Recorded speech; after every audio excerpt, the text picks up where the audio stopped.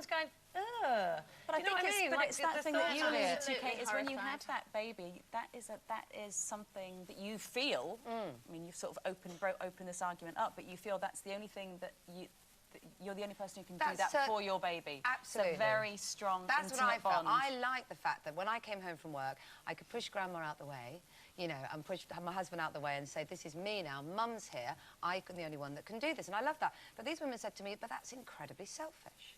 Because you're thinking about your role as a mother, you're not thinking about the best nutrition for the baby. And I sort of get that argument. I do understand where they're coming from. I mean, I think there's no way that formula can ever be as good as breast milk. If I walked in and one of you was breastfeeding my baby, I'd have you arrested. Has it changed your mind? One woman did it without asking because permission. he's 18.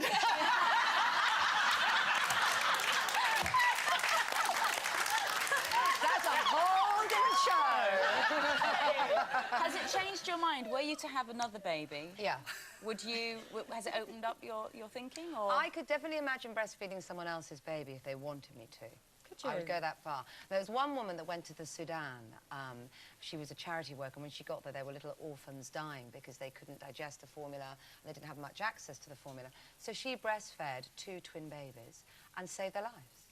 Now, I could imagine in a situation breastfeeding a baby because it's a kind of maternal, nurturing, loving thing. And if you're saving a life, then yeah, that's different. but you see, this is just what they argue. Age, but they argue it is life-saving. They argue it is life-saving because the incidence of cancer better if you drink breast milk. That's what they argue.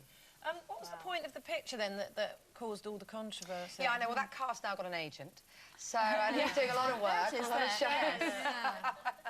It is a controversial picture. Just to point out, I obviously wasn't breastfeeding a calf. There was a lot of gaffer tape involved and an animal handler standing by, but to make sure that all modesty was reserved. But it did allude to the idea that why are we so shocked about the idea of somebody breastfeeding a calf when we're effectively letting cows feed our babies every day by giving them formula.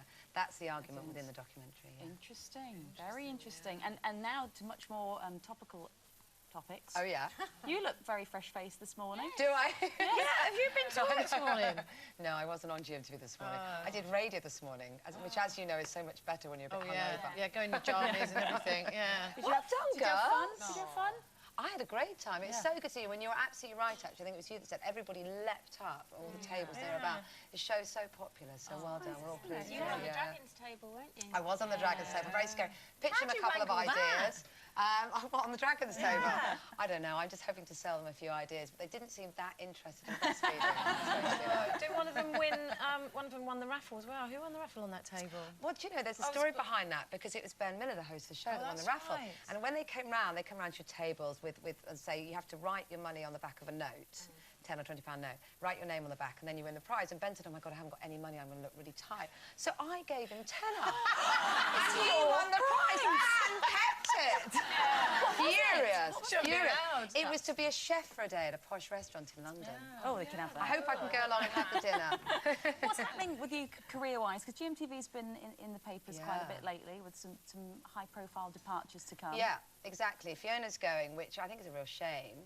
I think we're all going to really miss her. But I do get her reasons. I think there comes a point in your life when you think, I've got a young family, she's got elderly father, and she's been through a lot with her mum, who sadly now passed away. And I think she just thought, do you know what, I'm going to put that first. So I do get that. Yeah, absolutely. I totally the papers made out there was a big kind of, you know, hoo-ha between you two. Is that all true, or...? There's never been a hoo-ha, Fiona and I. I mean, I think people love the idea. I don't think they'd be happy unless we're sort of naked mud wrestling of a morning. I think people just love the idea that... People love the idea that women don't get on, and they never say it about the men. It's strange. No, you know, they always make it out about the women. So, you know, it's just one of those things, isn't it, really? Are you sort of happy to keep going in the early morning? Yeah, definitely. I'll be there in January. Right, yeah. I mean, I don't know what's going to happen with the rest of the team or what's going to, you know, how it's all going to look, but I'll be there. So brilliant. Well, listen, come back and see us anytime, won't you? Okay. Thank you very much. And Thanks very much indeed. It's tonight at 10. 10 p.m. Channel 4. Yes. Brilliant. Watch your fingers. Kate Garraway.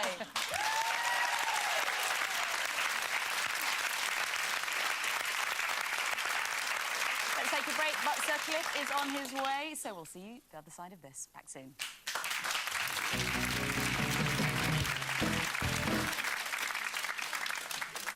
Yeah, all that in a pair of high heels. Very impressive.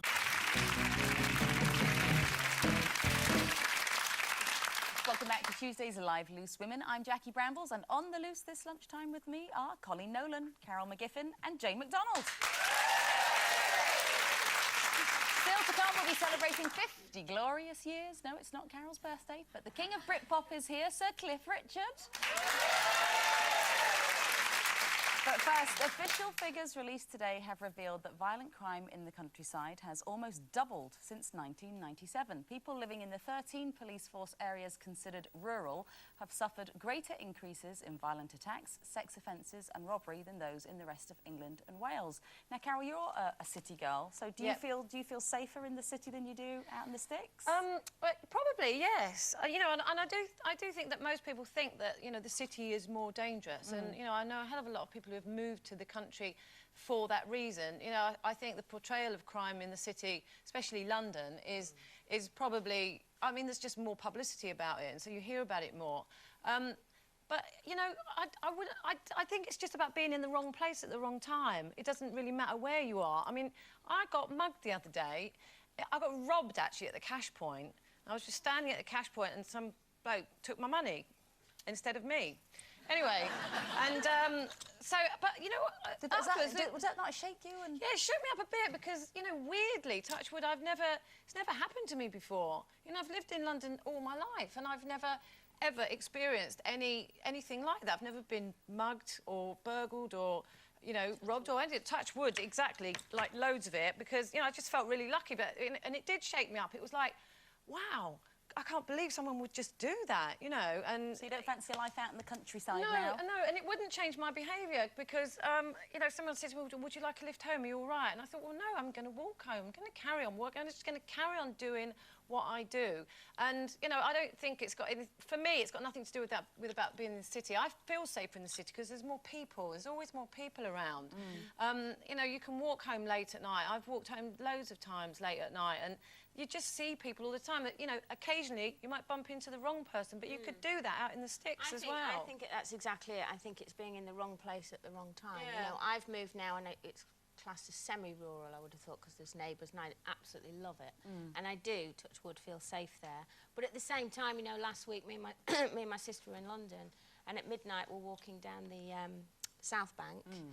And didn't in any way feel scared or, you know, there was no one walking towards us. We thought, oh, we shouldn't be doing this. We felt really, really safe.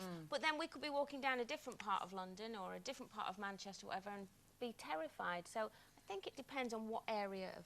It's your perception of an area as well. I think it's about community, whether that community is in a city. When I lived in LA, which, you know, sort of gets portrayed to being a very bad, dangerous city. And parts of it are. Parts of it are, but they're, you know, sort of they're away from where you would ever really be roaming around by yourself. But I lived in a very tight-knit community, West Hollywood, and I felt safe as houses wandering around there at any time of the day or night. Equally, I feel the same way when I'm at on the Isle of Arran in Scotland, you know, which is about as rural as you can get.